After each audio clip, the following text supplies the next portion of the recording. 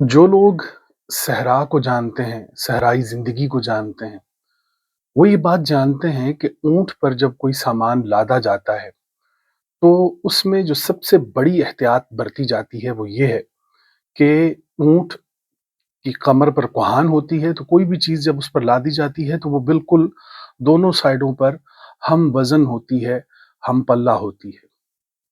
ये वो वज़न होता है जो बड़े एहतियात के साथ ऊँट पर लादा जाता है। और उसे इतना आसान कर दिया जाता है कि आसानी से ऊँट बैठ भी सके और चल भी सके।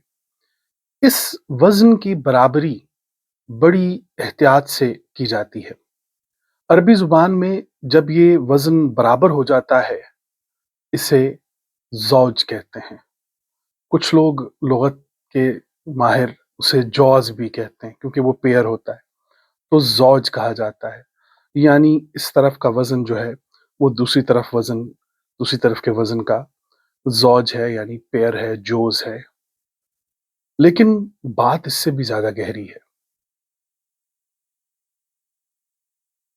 दोनों तरफ लादे जाने वाला वज़न जो है, उसमें कमाल ये है इस ज़ौज के लफ्ज़ में कि अगर एक तरफ का वज़न गिरा, तो दूसरी तरफ का वज़न भी कायम नहीं रहेगा।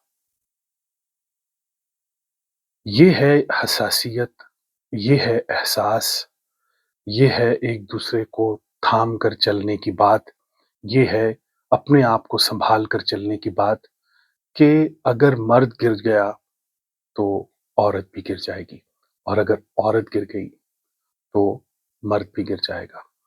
औरत और मर्द के इस खूबसूरत रिश्ते को कुरान करीम ज़ौज, अज़वाज इस तरह के अल्फाज में पुकारता है। अल्लाह करीम हमें मुस्तहकम और मुतवाज़न रहने की तौफ़ीक अता फ़रमाए। बिल्कुल उस वज़न की तरह जो ऊँट पर लादा जाए, जो इंतहाई एहतियात के साथ लादा जाए और उस वज़न की खूबसूरती ये है कि अगर एक तरफ का वज़न गिर गया तो दूसरी तरफ का भी वज़न गिर जाएगा। यानी एक के गिरने से दूसरा भी गिर जाता है। अल्लाह करीम आपको इस्तिक़ामत और तवाज़ुन और इस्तेहकाम अता फ़रमाए। अल्लाह करीम आपकी अज़वाज और जितनी भी ख़वातीन हैं, उनके जो ज़ौज हैं, उनको अपनी रहमतों और बरकतों में महफ़ूज़ रखे।